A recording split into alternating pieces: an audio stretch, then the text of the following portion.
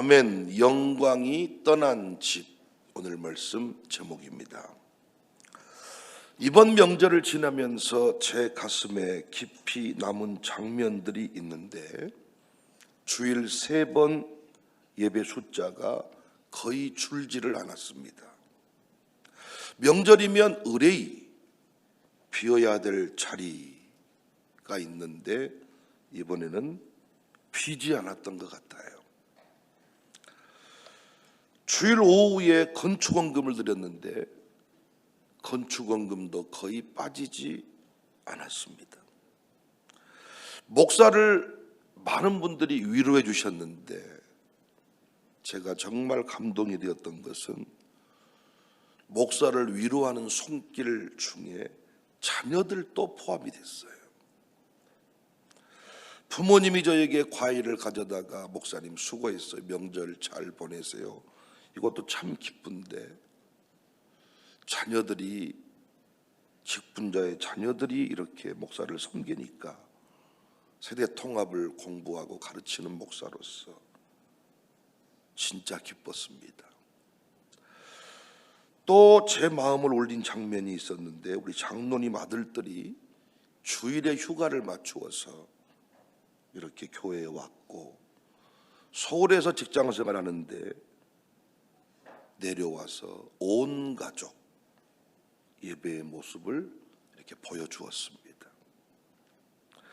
오늘날 많은 그리스도인들이 이런 말 하잖아요. 신앙은 균형 아닙니까? 적당히 합시다. 시대가 바뀌었습니다.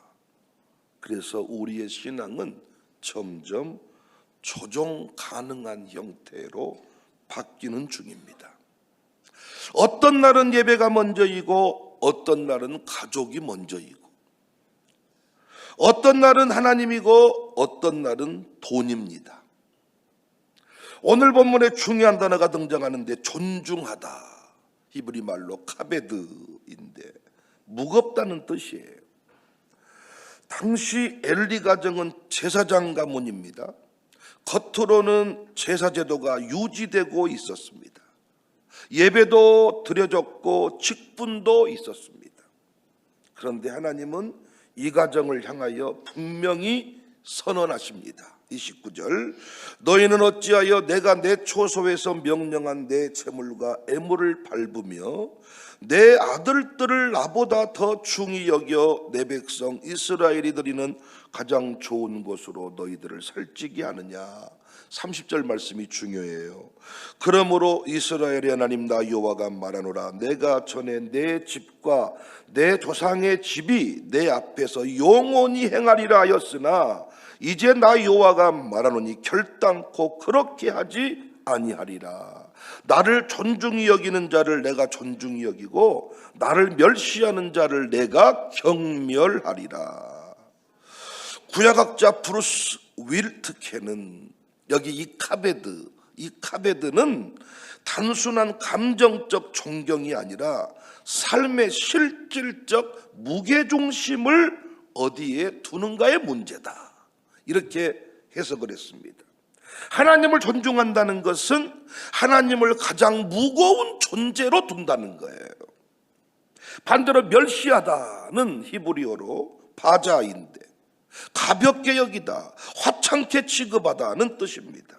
엘리의 문제는 그는 아들들을 꾸짖었어요. 그런데 결단하지 않았습니다. 싫은 소리를 못했습니다.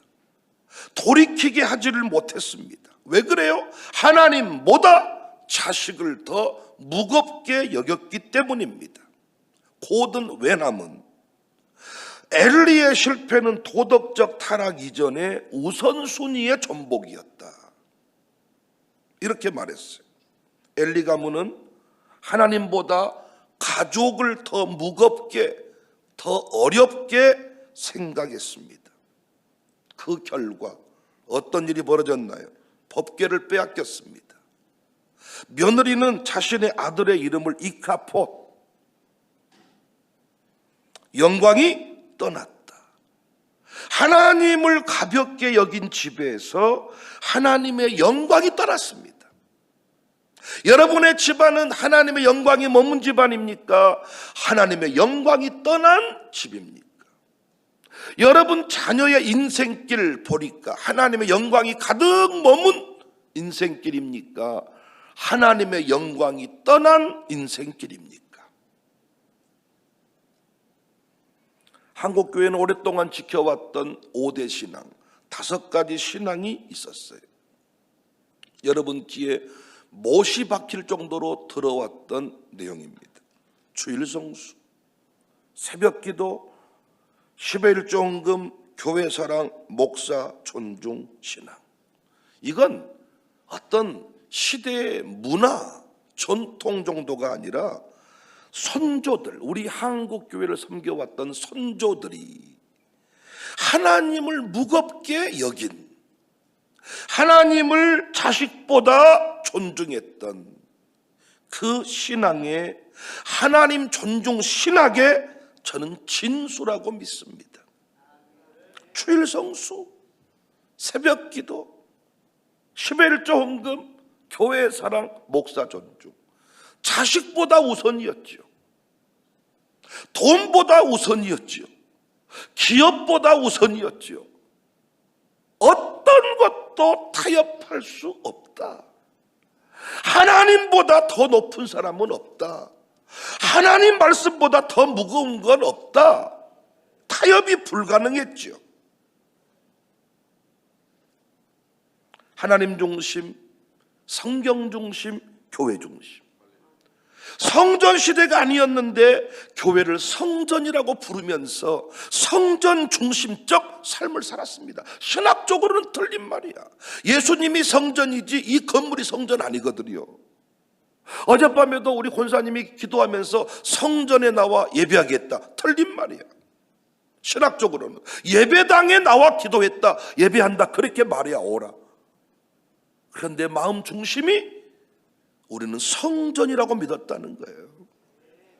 얼마든지 우리 아파트 거실에서도 예배할 수 있는데 예루살렘 성전에 모이자고 할 때 기뻤듯이 온 교회 식구들이 다 예배당에 모여서 예배하는 그 마음의 그 중심이 성전과 같았단 말이에요.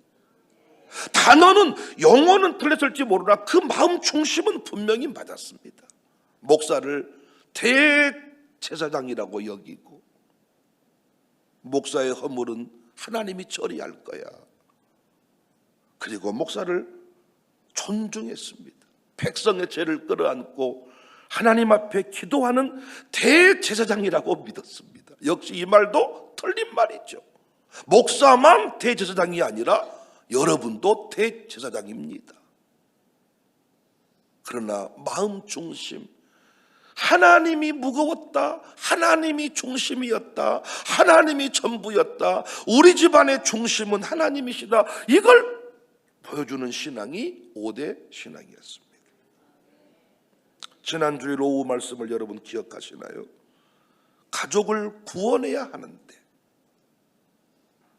어떻게 하면 구원하느냐? 타협 없는 신앙이 필요합니다. 가족 앞에서 하나님을 조정 가능한 존재로 만드는 한 여러분 가족은 절대로 신앙생활을 하지 않을 겁니다. 가족 앞에서 하나님을 가장 무겁게 두면 가족은 인식합니다. 하나님은 우리 집의 중심이구나. 차례상을 차려놓고 절해라. 나는 하나님을 섬기는 예배자입니다. 타협 없는 신앙. 주일 한 번만 제주도 놀러 가면 안 되겠냐?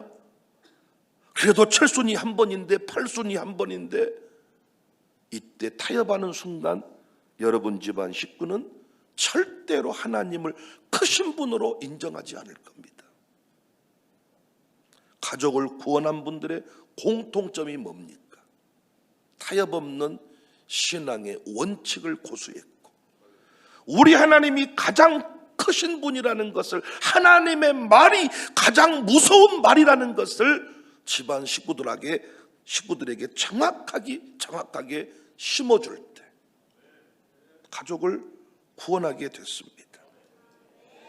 장로님의 아들들이 주일에 맞춰 휴가를 나오고 예배 시간 피해서 나와야 그들한테는 유익이죠. 더 놀다 갈 수 있으니까. 어차피 주일은 부대에 있어도 노는 날이니까. 그런데 주일에 맞춰서 휴가를 나오는 것이 우연입니까? 명절 때 그 자녀들이 목사를 찾아온 것이 우연입니까? 가정의 신학이 그 가정의 습관이 된 것이죠. 사회학자 크리스티안 스미스는 신앙은 선언이 아니라 반복되는 습관이 만든다. 반복되는 습관. 19세기 영국의 설교자, 유명한 설교자입니다. 찰스 스펄전 목사님. 젊은 시절에 한 유력한 직분자가 목사에게 이렇게 제안을 합니다. 목사님, 설교하실 때마다 죄와 회개에 대한 이야기를 조금만 줄이세요. 그러면 우리 교회 후원 헌금이 더 많이 들어올 겁니다. 교회 형편이 넉넉하지 않았기 때문에 스펄전 목사 입장에서 흔들릴 수 있는 제안입니다. 그런데 스펄전은 단호하게 말했습니다. 나는 사람의 비위를 맞추기 위해 부름받은 것이 아니라 하나님의 말씀을 전하기 위해 부름받았습니다. 주의 종이라는 것은 사람보다 하나님을 더 무겁게 여기는 존재입니다.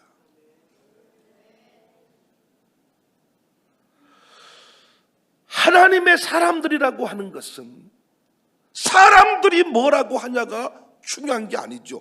그러면 그건 사람들의 종이겠죠. 하나님의 소유된 백성은 하나님의 말을 더 귀히 여겨야 되는데 사람들의 말을 더 무겁게 받습니다. 당장은 손해처럼 보였지만은 스펄전의 그 신앙 고백, 나를 존중히 여기는 자, 나를 무겁게 받아들이는 자, 그 얘기잖아요. 내 말을 더 무섭게 여기는 사람, 내 말을 더 귀하게 여기는 사람, 내가 존귀하게 하겠다. 그의 설교는 오늘날까지 전 세계에 영향을 미치고 있습니다. 오늘날의 풍경 어떻습니까? 젊은이들 보니까 부모님보다 자녀를 더 무겁게 여깁니다. 부모님이 오라 그래도 자식이 아프면 명절 때 안 와버려. 애가 감기 걸려서 못 가겠습니다. 애가 학원 지금 입시 중이라 못 갑니다. 부모님의 말보다 자녀가 더 큰 거야. 하나님보다 가정이 더 커. 하나님이 중요한 게 아니라 내 가정이 더 중요해. 사명이 중요한 게 아니야. 돈이 더 중요해. 상급이 중요한 게 아니야. 안락함이 더 중요해. 문제는 기독 부모가 자녀 앞에서 벌벌 떨며 살아간다는 거예요. 뻔히 망해가는 것을 보면서도 며느리 눈치를 봅니다. 여러 차례 설교했습니다. 기독 부모는 며느리한테 미안한 게 많으면 안 돼. 여러분이 무슨 죄를 그렇게 많이 졌습니까? 며느리에게 뭔 죄를 그렇게 많이 져서 며느리한테 벌벌 떨며 살아갑니까? 기독 부모는 그런 자세를 내려놓지 않는 한 영광을 지킬 수가 없습니다. 시어머니의 그 잘못된 행동이 며느리 손자의 이름이 이가봇이라니까요. 영광이 떠나요. 왜 며느리 눈치 보고 삽니까? 그랬더니 집 나가버리면 어떻게 합니까? 그러더라고요. 아들놈이 형편없는데 그래도 살아준 것이 감사하지 않냐고. 하나님의 영광이 떠난 집 무슨 의미가 있답니까? 아들의 눈치를 보면서 할 말을 못해. 언제부턴가 하나님 말보다, 하나님 말씀보다, 하나님의 사명보다 자식이 더 무서운 거예요. 어떤 책망도 하지 않습니다. 엘리의 집안과 뭐가 다릅니까? 그야말로 이가봇, 콩가루 아닙니까? 콩가루. 엘리는 아들들을 막지 못했습니다. 결단하지 않았습니다. 아닌 줄 알지만, 틀린 줄 알았지만, 여러분도 자식 뭐라고 해보니까 어때요? 뭐라고 해보니까 띠띠 해가지고 밥 안 먹고 집 안 와버리고 뭐 말하기가 쉽습니까? 말 못합니다. 말 안 합니다. 내버려 둡니다. 그러면 좋은 게 좋아지는 게 아니라 영광이 떠나버린다고요. 영광이 떠나버린 집 얼마나 비참한 줄 아시잖아. 여러분, 지금 엘리의 두 아들이 어떻게 죽었습니까? 목 부러져서 엘리는 죽고 그 두 아들도 죽고 처참한 법궤를 빼앗기고 하나님의 임재가 없고.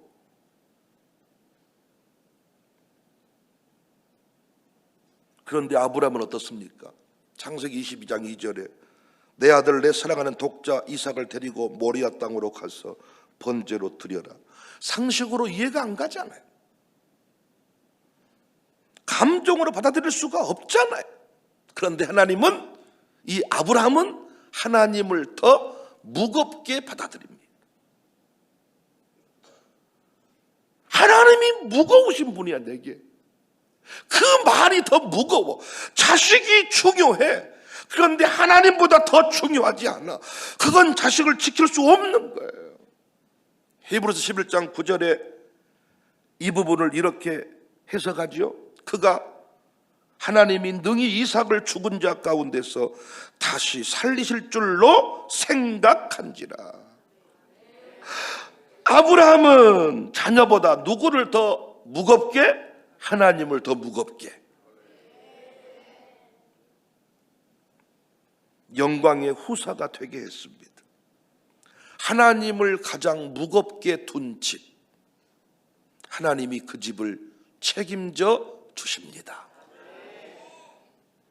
여러분 자녀 잘되게 하고 싶지 않으세요? 여러분 자신보다 자녀가 더 잘됐으면 좋지 않겠냐고.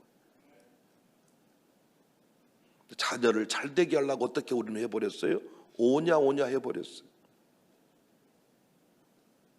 온갖 미안하다, 사과하다 끝난 거예요. 용서를 빌다 끝난 거예요. 여러분이 지금 예수 믿지 않았다면 여러분 용서를 빌어야 돼. 해준 게 없잖아. 그런데 하나님께 부름받아서 언약 백성이 되었다면 여러분은 절대로 자식한테 사과해야 될, 죄인의 의식을 가지고 살아야 될, 하나님 앞에는 하나씩 부족한 우리가 죄인 괴수지만은 자식 앞에서 미안함을 간직한 채 살아서는 안 됩니다.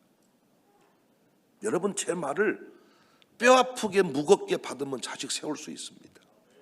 그러나 제 말을 지금도 우습게 여기고 가볍게 여긴 집은 제가 여러분 돌아가셨을 때 장례 예배 인도 못할 수도 있습니다. 그리고 제가 한 번쯤 예배하고 부목사에게 맡길 수도 있습니다. 할 말이 없어. 아니, 장례 예배라는 게 뭐가 중요하대요? 유족들을 위로하기 위한 예배인데, 아니 고인은 이미 천국 가 있는데 뭘 유족들이 받을 준비가 안 됐는데 거기 우리가 뭐 가서 뭐 푸닥거리 합니까? 하나만 한 짓거리입니다. 내버려 둬버려야 됩니다. 알아서 장례식 잘 그냥 치러라. 그 부모님 신앙이 아들에게 흘러가지 않았는데 목사 알기를 우습게 여기고 예배 인도자들을 어디 뭐 홍어나 먹으러 온 사람 취급하고 식구들 찡찡하게, 이런 싸가지 없이 구는 집에 어떤 말씀이 선포되겠으며 그곳에 함께하는 누가 은혜를 받겠습니까? 여러분 지금이라도 늦지 않았어요. 하나님을 무겁게 여기십시오. 자식이 하나님보다 크지 않습니다. 자식한테 할 말을 하셔야 됩니다. 놀라운 건 듣든지 안 듣든지 내 말로 고할지어다. 우리가 듣게 하는 게 아니죠. 듣게 하는 건 누가 듣게 하신다고요? 하나님이 듣게 하세요. 우리가 할 일은 뭐라고요? 말하는 겁니다. 말할 때 네 말로 바꾸지 말란 말이에요. 내 말로 고하라는 거예요. 경청이라는 것을 잘못 이해해서 신앙 안에까지 포함시키다 보니까 자식 중심 돼버렸습니다. 성도가 예배당에 나와서 말씀을 듣는 게 아니라 말씀을 다수결로 잠재워버리는 시대가 됐습니다.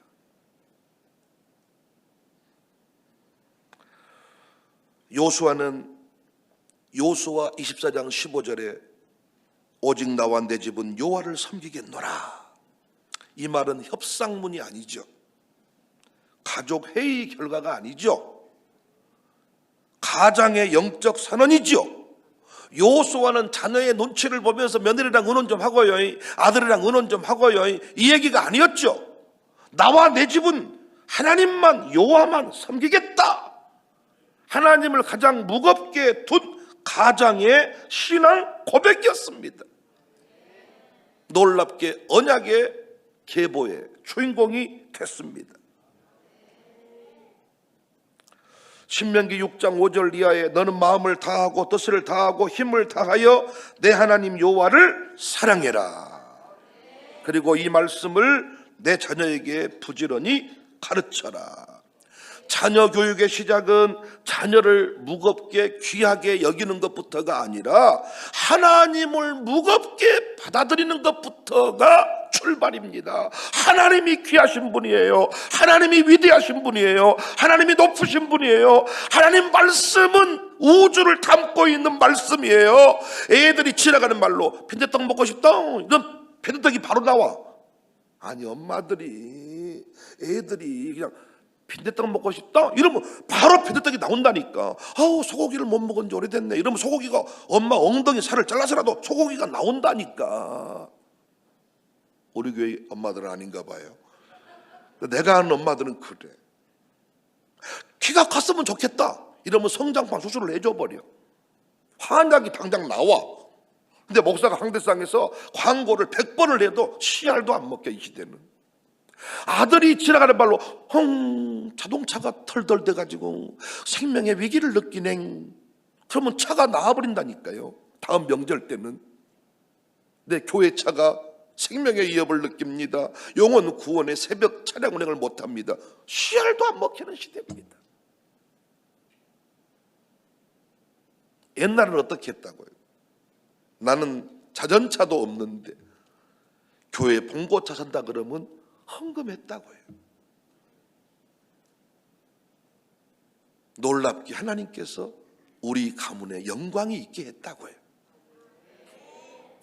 좋은 차 타면 보단데요, 그 차 타고 감옥 가버리는데. 자전차 타면 어쩐데요, 영광이 충만한데. 대통령이 봉화마을 내려와가지고 자전거 타고 다니니까 그것도 사람들이 신기해가지고 사진을 찍고, 고급 승용차를 타면 보단데요, 그 인생이 바닥 인생이어서 누구도 관심도 없는데. 저는 극단을 늘 얘기하는 게 아니라 자식을 잘되게 하는 원리가 잘못되었다는 얘기를 제가 하는 겁니다. 저도 자식이 좋아요. 자녀를 낳을 수 없는 상황에서 태어난 아들들이라 더욱 귀합니다. 어느덧 이제 유학을 준비하면서 합격증도 오고 학교에서 준비하는 서류도 제출하라고 하고, 그러면 이제 큰 놈이랑 헤어지고 나면, 이제 유학 보내고 나면 이제 같이 살 시간은 없는 거 아닙니까? 떠남을 준비하는 거 아닙니까? 잘 됐으면 좋겠습니다. 빌빌대지 않고 지 예비보다 500배, 10,000배, 1,000배, 5,000배 더 잘 살았으면 좋겠습니다. 어떻게 하면 5,000배, 10,000배를 더 잘 사냐고요? 제가 없는 돈 훔쳐서 자식한테 돈 물려주면 그놈이 잘 됩니까? 아니잖아요. 하나님을 무겁게 여기고 끝까지 하나님 중심의 삶을, 교회 중심의 삶을, 성령 중심의 삶을 살아갈 때 이 갑옷이 아니라 하나님의 영광이 충만한 인생. 할렐루야. 우리 가문이 영광이 떠난 집이 아니라 영광이 충만하게 임한 집이 될 수 있기를 바랍니다. 주의 영광이 드러나는 집이 될 수 있기를 바랍니다. 나를 존중히 여기는 자는 내가 존중히 여긴다. 하나님을 존중히 여기는 우리 교회가 됩시다. 새벽기도 어떤 공들이면 이게 아닙니다. 하나님을 존중히 여기는 집, 자식이 잘 될 수밖에 없어요. 5대 신앙은 절대 율법이 아닙니다. 절대 율법이 아닙니다. 복음입니다. 복음입니다. 하나님 존중 신학의 진수입니다. 우리 교회 끝까지 사람들의 말보다 하나님의 말씀을 귀히 여기고 하나님을 존중히 여기는 교회가 될 수 있기를 주의 이름으로 축복합니다. 여러분의 가문에 영광이 충만하게 임하시기를 주의 이름으로 축복합니다.